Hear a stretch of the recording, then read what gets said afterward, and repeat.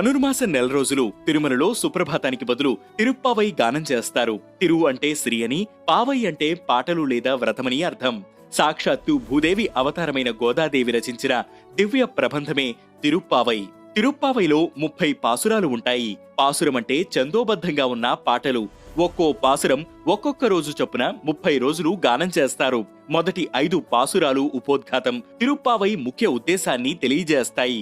చిత్తశుద్ధితో భగవంతుణ్ణి ప్రార్థిస్తే వానలు కురుస్తాయి, పంటలు పండుతాయి, దేశం సుభిక్షంగా ఉంటుంది. శ్రీకృష్ణుణ్ణి పూలతో పూజిస్తే పాపాలు నశిస్తాయని ఇందులో ఉంటుంది.